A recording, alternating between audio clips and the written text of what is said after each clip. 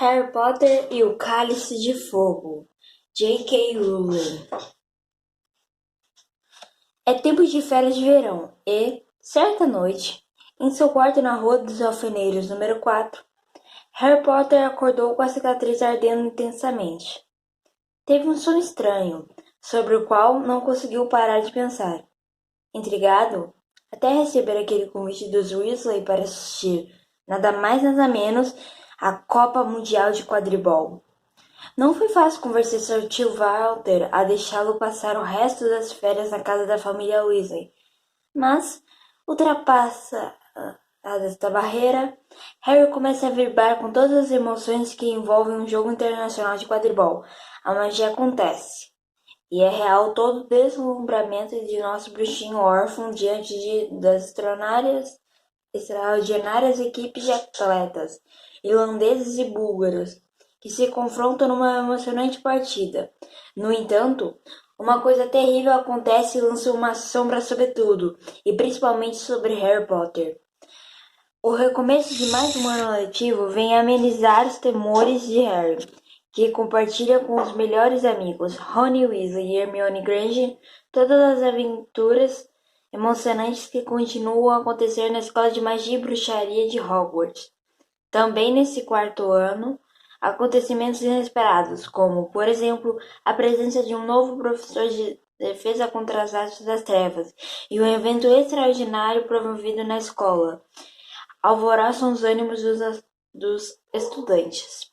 Outras escolas de magia se apresentam e alguns dos seus alunos, ao lado dos veteranos de Hogwarts, liderados pelo sábio professor Dumbledore, terão de demonstrar todas as habilidades mágicas e não mágicas que vem adquirindo ao longo de suas vidas.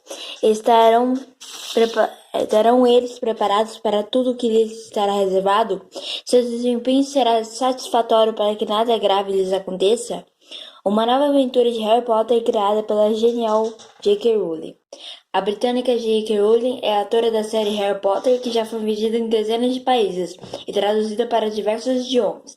O primeiro livro da série, Harry Potter e a Pedra Filosofal, recebeu um prêmio inaudito do Scottish Art Council e a partir de então tornou-se um fenômeno internacional, acumulando críticas entusiastas e prêmios importantes, como o National Book Arcade, o Book Arcade Children's Book of the Year e os Matty Prize.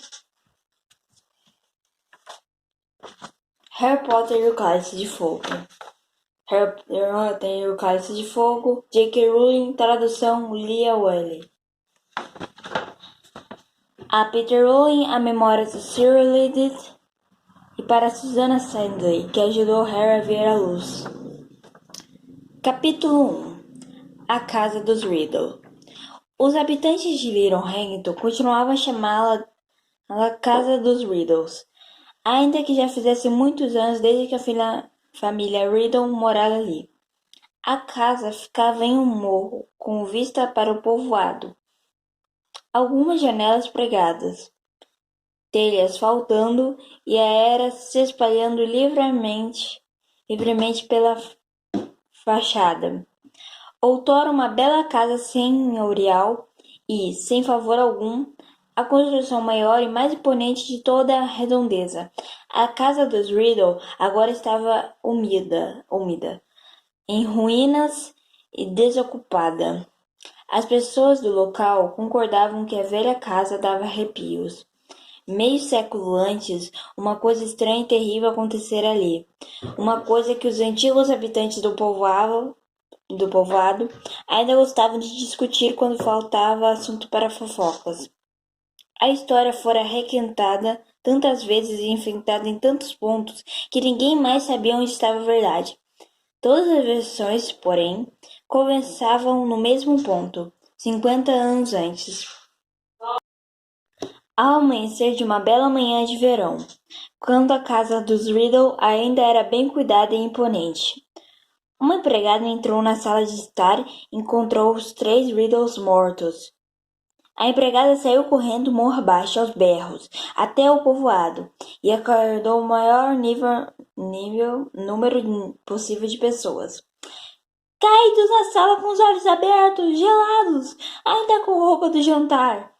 A polícia foi chamada e Little Hamilton inteiro fervilhou de espanto. Curiosidade e mal disfarçada hesitação. Ninguém gastou fôlego em fingir tristeza. O que acontecera aos Riddles? Porque eles eram muito impopulares. O velho senhor e senhora Riddle tinham sido ricos, snobs e grosseiros. E seu filho adulto Tom era tudo isso em grau maior.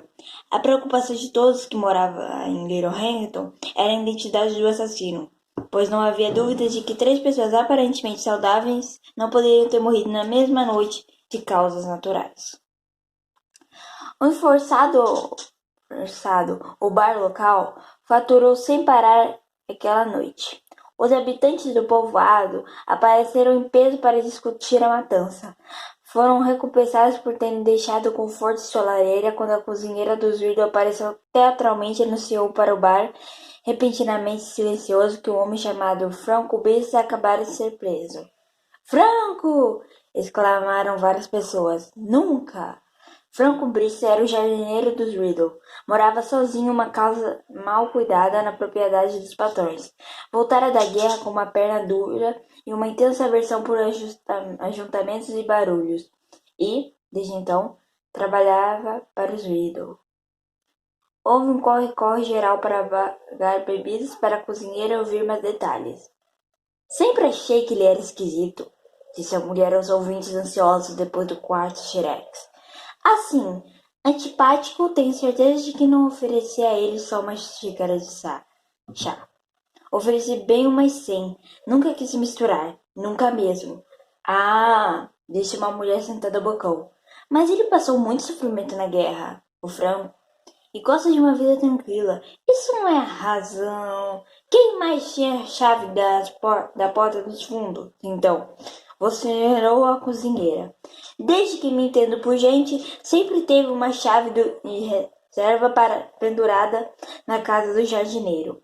Ninguém forçou a porta ontem à noite. Não tem janelas quebradas. O Franco só precisou entrar escondido na casa grande enquanto a gente dormia. As pessoas trocavam olhares tenebrosos. Eu sempre achei que ele tinha um jeito ruim, e não me enganei, resmungou um homem junto ao balcão.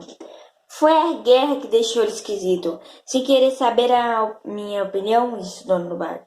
Eu disse que não iria desagradar a Franco, não disse, Dot? Falou uma mulher agitada a um canto. Gênio terrível, concordou Dot, acenando a cabeça com vigor. Me lembro quando era criança. Na manhã seguinte, quase ninguém em Little Hamilton duvidava de que Franco Brice tivesse matado os Riddle. Mas na cidade vizinha, Gretel Hamilton, na delegacia de polícia escura e feia, Franco teimava em repetir sem parar que era inocente, que a única pessoa que ele vira perto da casa no dia da morte do Riddle fora um adolescente estranho, de cabelos negros e rosto pálido. Ninguém mais no povoado vira o tal garoto, e a polícia não teve dúvidas de que Franco o inventara. Então, quando as coisas estavam ficando muito feias para Franco, chegou o lado sobre os cadáveres dos Riddles, e tudo mudou. A polícia nunca viu um laudo mais esquisito. Uma equipe de legistas examinara os corpos e concluíra que nenhum Riddle fora baleado, envenenado, esfaqueado, estrangulado, sufocado ou, pelo que sabiam, sofrera qualquer violência.